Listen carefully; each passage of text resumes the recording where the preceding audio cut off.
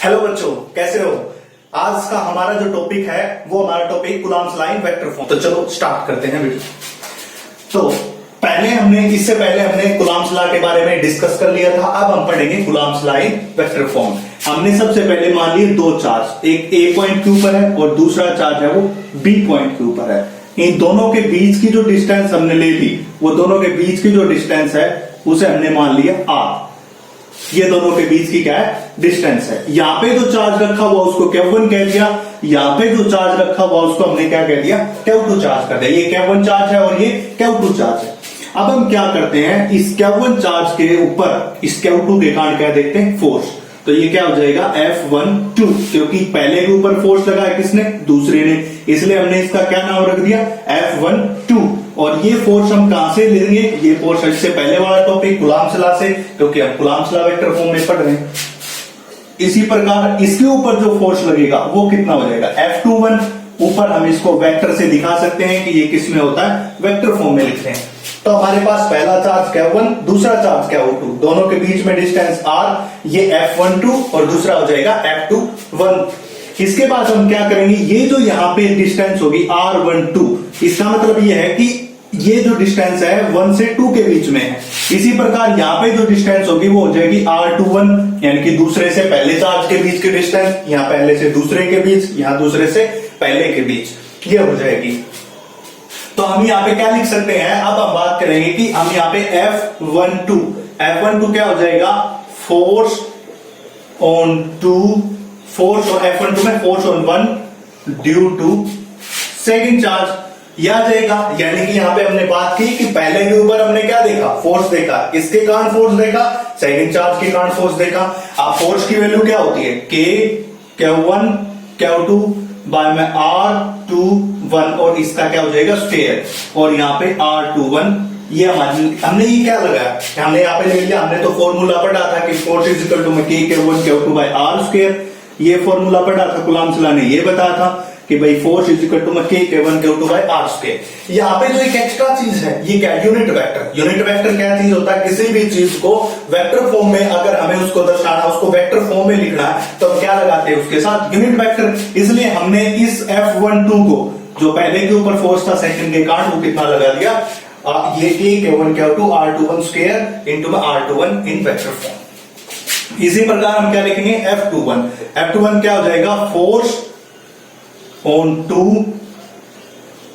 Due to किसके कारण, हमारे पास फर्स्ट चार्ज के कारण। तो ये हो जाएगा F21 और इसकी वैल्यू हम निकालेंगे तो क्या हो जाएगा, K Q1 Q2 बाय में हमारे पास क्या हो जाएगा, R12 स्क्वायर, और ये R12 इसका यूनिट वेक्टर। इसको हम इक्वेशन नंबर फर्स्ट नाम दे देते हैं, इसको हम इक्वेशन नंबर सेकंड नाम दे देते हैं। देखिए बच्चों, ये बड़ा ही इजी है, आपको बस समझ दे जाना है, कुछ भी नहीं है इसमें, आप थोड़ा सा फोकस करो, आपको आ जाएगा। ये क्या हो जाएगा, फोर्स 1 से 2 के ऊपर, इक्वेशन नंबर फर्स्ट, ये फोर्स किसके ऊपर, 2 से 1, और इक्वेशन नंबर क्या हो जाएगी, सेकंड हो जाएगी। अभी हमारे पास देखो, हमने वेक्टर फॉर्म में दर्शाया, इनको भी आप वेक्टर फॉर्म कह सकते हो, बट इसको हम थोड़ा सा एक्सपेंड कर लेते हैं। कैसे, अब हमें क्या चाहिए, अब हमें चाहिए R21 R12 कैसे निकालेंगे वो देखिए, R12 और R21 हम कैसे निकालेंगे वो देखिए। देखो यहां पे हम बात करते हैं, यहां पे देखते हैं कि R21 क्या होता है, यूनिट वेक्टर होता है। और हमेशा यूनिट वेक्टर को हम कैसे लिखते हैं, यूनिट वेक्टर को लिखते हैं वेक्टर अपॉन में उसका मैग्नीट्यूड। ये यूनिट वेक्टर की वैल्यू होती है, हमने 11th क्लास में पढ़ा था कि यूनिट वेक्टर की वैल्यू क्या होती है, वो वेक्टर और उसके बाद उसके नीचे उसका क्या लिखते हैं, मैग्नीट्यूड। इसी प्रकार R21 लिख रहे हैं तो क्या लिखेंगे हम, R21 का हमने वेक्टर लिख लिया और R21 का हमने क्या लिख लिया, मैग्नीट्यूड लिख लिया। इसी प्रकार हम क्या करेंगे, R12 की बात करेंगे तो R12 वेक्टर और R12 का मैग्नीट्यूड। अब जो हमारी R21 और R12 इन दोनों की जो वैल्यू आई है वो कहां पे पुट करें, इक्वेशन नंबर फर्स्ट और इक्वेशन नंबर सेकंड के अंदर। तो हम क्या करेंगे, put R21 and R12 in first and second respectively. हमने क्या किया, R21 की वैल्यू तो कहां पे पुट करेंगे, इस इक्वेशन में। R12 की वैल्यू कहां पुट करेंगे, इसमें पुट करेंगे। देखिए पुट करते ही क्या होता है, बड़ा इजी आ जाएगा। यहां पे मैं पुट करके दिखा देता हूं। F12 किसके बराबर हो जाएगा, K Q1 Q2, ये R21 पुट करते हैं, R21 और इसके बटे में क्या हो जाएगा, R21 दो तो ये रहे, एक ये होगा क्योंकि हमारे पास स्क्वायर था और एक हमने और लगा दिया, तो कितना हो जाएगा R21 की 3। ये इक्वेशन नंबर क्या हो जाएगी, 3 हो जाएगी। इसी प्रकार हम क्या करते हैं, इस R12 की वैल्यू उठाते हैं और कहां पे पुट करते हैं, इक्वेशन नंबर सेकंड में। देखिए ये K था, ऐसे कैसे लिख दिया, Q1 को ऐसे कैसे Q2 को। अब इस R12 की वैल्यू, वो रही R12 की वैल्यू, R12 वेक्टर और इसके नीचे हम क्या लिखेंगे, ये एक स्क्वायर ये रहा और एक की पावर ये रही, तो टोटल पावर कितनी हो जाएगी, 3। तो R12 की 3, इक्वेशन नंबर 4। जो हमारे पास ये इक्वेशन नंबर 4 आई है और इक्वेशन नंबर 3 आई, ये दोनों की दोनों किसमें, कूलम्ब्स लाइन वेक्टर फॉर्म के अंदर। तो मैं यहां पे लिख सकता हूं कि equation 3 and 4, equation 3 and equation 4 shows the Coulomb's law in vector form। ये किसको शो करती है, Coulomb's लाइन वेक्टर फॉर्म। तो इक्वेशन नंबर 3 और इक्वेशन नंबर 4 किसको शो करेगी, Coulomb's लाइन वेक्टर फॉर्म के अंदर। तो ये हमने क्या किया, सबसे पहले F12 की वैल्यू F21, इसके बाद दो यूनिट वेक्टर थे F21 R21 और R12, दोनों को निकाला, इक्वेशन नंबर फर्स्ट और इक्वेशन नंबर सेकंड में पुट कर दिया। हमारे पास इक्वेशन 3 और 4 निकल के आई, जो कि क्या शो करती है, Coulomb's लाइन वेक्टर फॉर्म के अंदर शो करती है। हाँ तो बच्चों, अब हमने जो कुलाम्ब्स लॉ वेक्टर फॉर्म में देखा है, इसी कुलाम्ब्स लॉ से हम न्यूटन्स के थर्ड लॉ को भी क्या कर सकते हैं, प्रूव कर सकते हैं। तो अब हम ऐसे कैसे करेंगे, तो यहां पे हम बात करते हैं न्यूटन्स थर्ड लॉ। और किससे देखेंगे हम, ये कुलाम्ब्स लॉ से देखेंगे। वो कैसे देखेंगे, देखो क्या होता है कि जो हमने लिया था R12 यूनिट वेक्टर, किसके बराबर, R21 यूनिट वेक्टर, बस किसके साथ, माइनस के साइन के साथ। कैसे, क्योंकि अगर ये एक बॉडी है, इसके ऊपर मैं फोर्स लगा रहा हूं F, तो ये जो बॉडी है ये इतना ही फोर्स इसके ऊपर क्या लगाएगी, F अमाउंट में इसके ऊपर लगाएगी। मैंने इसके ऊपर लगा तो ये मेरे ऊपर लगाएगी, इसका डायरेक्शन इस तरफ, इसकी डायरेक्शन इस तरफ, दोनों एक दूसरे के क्या हो जाएंगे, अपोजिट। इसी प्रकार R12 और R21 एक दूसरे के इक्वल तो है, बट क्या हो जाएंगे, दोनों का जो साइन है वो क्या है, अपोजिट है। तो इसी प्रकार अगर मैं यही सिचुएशन को पुट करूं, पुट इट इनटू किसके अंदर, इक्वेशन फर्स्ट एंड सेकंड। अगर मैं इसको पुट करूं किसके अंदर, इक्वेशन नंबर फर्स्ट के अंदर और इक्वेशन नंबर सेकंड के अंदर, देखिए क्या हो जाएगा। देखो F12 मैंने इक्वेशन नंबर फर्स्ट की थी कि force on first due to second, क्या K Q1 Q2 बाय में R का स्क्वायर, और यहां पे R21 था, उसको मैं R12 लिख सकता हूं किसके साथ, नेगेटिव साइन के साथ। तो R12 माइनस साइन के साथ, और इसका क्या हो जाएगा, ये ऐसे लिखेंगे हम इसको। अब हमने क्या किया, इस माइनस साइन को आगे लेके आता हूं, माइनस को आगे लेके आएंगे तो K Q1 Q2 बाय में R का स्क्वायर, और यहां पे R12। इक्वेशन नंबर कौन सी हो जाएगी, 5। हम 4 तक देख चुके थे, अब ये इक्वेशन नंबर कौन सी होगी, 5। इसी प्रकार हमारे पास जो F21 था वो कितना था, K Q1 Q2 बाय में R का स्क्वायर, और यहां पे कितना था, R12 यूनिट वेक्टर। ठीक है, तो अब ये इक्वेशन नंबर क्या हो जाएगी, 6। अगर मैं इक्वेशन नंबर 5 और इक्वेशन नंबर 6 को कंपेयर करूं तो आप देख सकते हो कि दोनों की वैल्यू इक्वल है, बट यहां पे क्या नेगेटिव साइन है। Compare equation 5 and 6 we gate.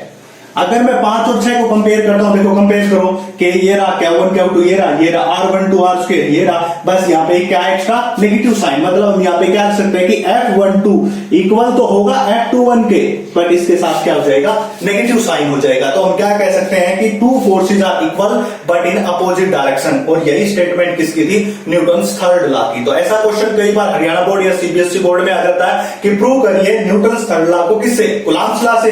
तो अब इसको हम क्या कर सकते हैं, ऐसे प्रूव कर सकते हैं। दोनों को रखा, इक्वेशन नंबर फर्स्ट और सेकंड में पुट किया, और हमने यहाँ पे प्रूव कर दिया, क्योंकि ये जो प्रॉपर्टी होती है न्यूटन्स थर्ड लॉ की डेफिनेशन होती है, two forces are equal but opposite in direction. तो ये टॉपिक इसको स्क्रीनशॉट ले लीजिए, लिख लीजिए, नोट्स बना लीजिए और इसके बाद हम नेक्स्ट टॉपिक की तरफ बढ़ते हैं और नेक्स्ट टॉपिक जो हमारा होगा वो क्या हो जाएगा, रिलेटिव परमिटिविटी। अब हमने कूलम्ब्स लॉ देखा और कूलम्ब्स लॉ के बाद हम क्या देखेंगे, रिलेटिव परमिटिविटी। तो नेक्स्ट टॉपिक है हमारा रिलेटिव परमिटिविटी।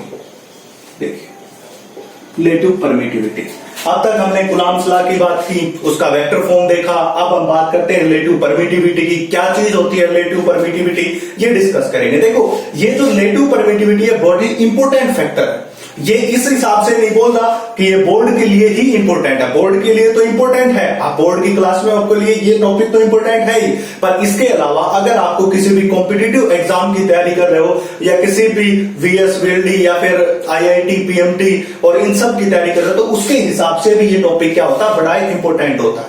इसका यूज करते कैसे होता है, देखो सबसे पहले हमने क्या ले लिए, दो चार्जेस ले लेते हैं, एक चार्ज ये रहा, एक चार्ज ये रहा, ये चार्ज Q1 और ये चार्ज Q2 और दोनों को हमने किस में पुट कर दिया, एयर में या फिर वैक्यूम में। हम दोनों को किसके अंदर रखते हैं, एयर और वैक्यूम में। जब एयर में और वैक्यूम में रखेंगे तो यहाँ पे हमारे पास जो फोर्स आएगा वो हम लिखेंगे एयर और वैक्यूम का, और कूलम्ब्स लॉ ने बताया था कि Q1 Q2 बाय में R का स्क्वायर। इक्वेशन नंबर फर्स्ट, सबसे पहले दो चार्ज को किस में रखा, एयर में या वैक्यूम में। अब हम क्या करते हैं, इन्हीं दो चार्जेस को, एक चार्ज ये रहा Q1 और Q2 और दोनों के बीच की जो डिस्टेंस है वो क्या, R। अब हम इसको किस में रखते हैं, मीडियम में। मीडियम माने किसी वाटर में रख दिया, ऑयल में रख दिया, ग्लिसरीन में रख दो, किसी भी चीज में रख दो, बट वो एयर या वैक्यूम नहीं होना चाहिए, हमने मीडियम डाल दिया। तो अब हमारे पास क्या हो जाएगा, force in medium is equal to K Q1 Q2 by R का स्क्वायर हो जाएगा। अब इसके हमें पता, देखो ये इक्वेशन नंबर क्या हो जाएगी, फर्स्ट। इक्वेशन नंबर सेकंड, ये इक्वेशन नंबर इसको क्या करेंगे हम, सेकंड नाम दे देंगे। अब देखो अब हमें पता है कि जो K की वैल्यू जो होती है एयर में या फिर वैक्यूम में कितनी होती है, 1/4 पाई एप्सिलॉन नॉट, और इसी K की वैल्यू मीडियम के अंदर कितनी होती है, 1/4 पाई एप्सिलॉन। मैं पहले वाली वीडियो में बता चुका हूं, पहले एप्सिलॉन नॉट कब आता है, एयर और वैक्यूम में, और एप्सिलॉन किस में आता है, मीडियम में। आपको अगर ये वीडियो समझ नहीं आ रही तो आप पहले वीडियो देखिए, पहले वाले, और उसके बाद यहां पे आइए, आपको 100% समझ में आएगा। तो एप्सिलॉन नॉट किसके लिए लेते हैं हम, मीडियम के लिए लेते हैं। अब इन दोनों की वैल्यू इक्वेशन नंबर फर्स्ट और इक्वेशन नंबर सेकंड में रखते हैं तो हमारे पास क्या होगा, F एयर के लिए या फिर वैक्यूम के लिए हमारे पास क्या बन जाएगा, 1/4 pi epsilon naught Q1 Q2 by में R का स्क्वायर। इक्वेशन नंबर 3 और इसके बाद F मीडियम के अंदर 1/4 pi epsilon Q1 Q2 by में R का स्क्वायर। Equation number 4। अब हम क्या करते हैं, इक्वेशन नंबर 3 आई, इक्वेशन नंबर 4 आई, इक्वेशन 3 और इक्वेशन 4 को डिवाइड कर देते हैं। तो यहां पे हम क्या लिखेंगे, डिवाइड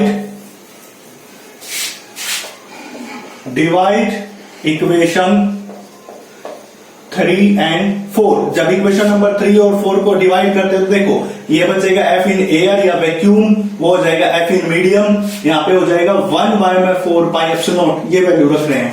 फिर Q1 Q2 बाय में R का स्क्वायर, इसके बाद इसकी वैल्यू रखेंगे 1/4 पाई एप्सिलॉन, यहाँ पे Q1 Q2 और ऊपर क्या हो जाएगा, R स्क्वायर। Q1 Q2 से Q1 Q2, 4 पाई से 4 पाई, R स्क्वायर से R स्क्वायर। तो यहाँ पे क्या बचा, यहाँ पे बचा एप्सिलॉन बाय में एप्सिलॉन नॉट, और इसी को हम क्या कहते हैं, KR क्या हुआ, रिलेटिव परमिटिविटी।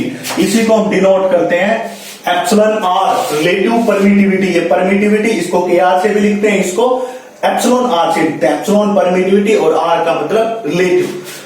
तो ऑलमोस्ट हमारे पास जो रिलेटिव परमिटिविटी है उसका क्या हमारे पास फॉर्मूला निकल के आया है वो देखेंगे। तो यहां पे आ जाएगा F इन वैक्यूम, V का मतलब वैक्यूम, M का मतलब मीडियम, और एप्सिलॉन बाय में epsilon naught is equal to epsilon R। Epsilon by में epsilon naught is equal to epsilon R। This is the relative permittivity. ये बातें यहां पे हमारे पास निकल के आई है कि जो रिलेटिव परमिटिविटी होती है उसके दो फार्मूले बन सकते हैं। वो कैसे बनेंगे, एक हो जाएगा एप्सिलॉन नॉट और दूसरा FV बाय में FM। अब यहां पे देखो अगर कोई ये पूछे, अब मैंने बता दिया, डेरिवेशन निकाल दिया कि रिलेटिव परमिटिविटी क्या होता है। अब कोई आपसे पूछ ले कि भाई इसको डिफाइन करो रिलेटिव परमिटिविटी को, तो आप कर सकते हो। कैसे, देखो पहली डेफिनेशन हम यहां से निकालेंगे। कैसे, relative permittivity is the ratio of permittivity of medium to permittivity of free space. कैसे बताइए, यहीं से देखो, रट्टा नहीं मारना। Epsilon naught r relative permittivity is defined as equal to ratio of permittivity of medium to permittivity of free space. एक ये हो जाएगी। दूसरी डेफिनेशन हम इसको लेके निकालेंगे, देखो कैसे निकालेंगे इसको लेके। Permittivity of relative permittivity is defined as equal to force between two charges, force between two charges placed in vacuum to the force between two charges placed in the medium. यानी कि क्या बात बताई, रिलेटिव परमिटिविटी रेशियो होगा किसका, जब force किसके बीच, दो चार्जेस के बीच, और कहां रखे हो, वैक्यूम में, और to the force between same two charge, उन्हीं दो चार्जेस के बीच, जब वो किस में रखे जाए, मीडियम में रखे जाए। तो मैंने यहाँ पे रिलेटिव परमिटिविटी की दो डेफिनेशन बताई। पहली बताई ratio of permittivity of medium to permittivity of space. दूसरी force between two charges placed in the vacuum to force between two charges placed in the medium. ये भी हमारे पास क्या हो जाएगा, परमिटिविटी की डेफिनेशन आ जाएगी। तो ये था रिलेटिव परमिटिविटी का टॉपिक, इसको देख लीजिए, समझ लीजिए और इसका स्क्रीनशॉट ले लीजिए। बड़े काम की चीज है, न्यूमेरिकल प्रॉब्लम में भी बहुत काम आएगी। ये सब फार्मूले आपको याद होने चाहिए, फिर हम न्यूमेरिकल्स के लिए भी अलग से वीडियो डालेंगे।